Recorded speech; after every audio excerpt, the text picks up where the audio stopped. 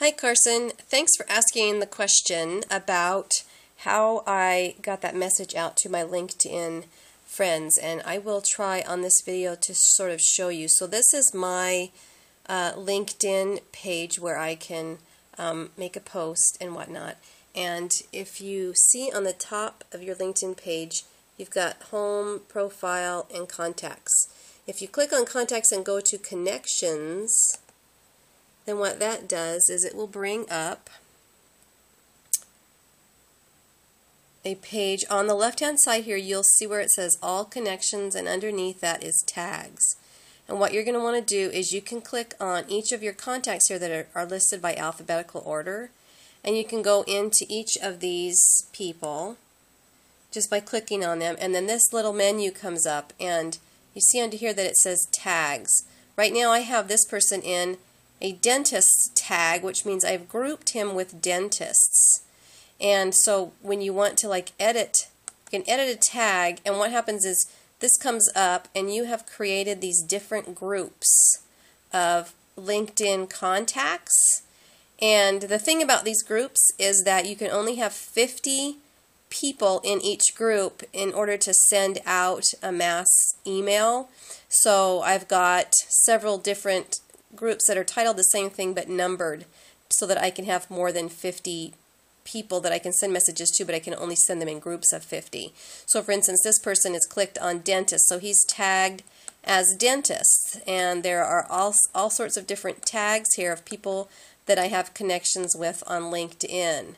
And so I just make those tags, and then when I put someone in one of those tags, then it groups these individuals.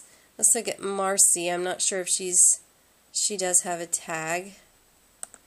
Looks like I've tagged most of these people, but then when you go back, once you've tagged those people into different groups that you want them in, then you can see underneath here you've got, they put them in order as by the number of people that are now.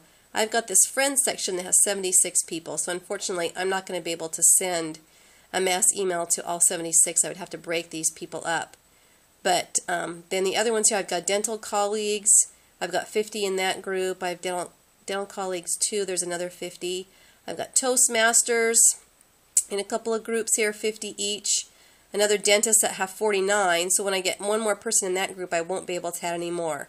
But anyway, if I want to send an email, then I can click on this group. I'll click on this Toastmaster group. So this brings up some Toastmasters. And then if I go back over here, I can click on that and it will send a message to all the people in that group. And it will bring up all of their names on here. I can put a subject line and then I can fill in the email.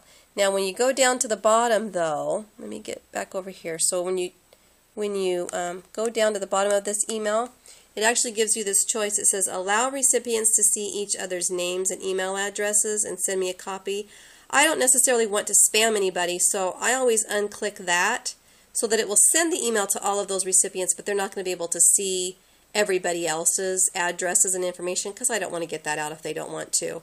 And then I do like to send a copy to myself just so that I can see how that went out. So then I create my message in there, and then I just send it to everybody that was in that one group. So that's how I did that. If you have any questions, give me a call.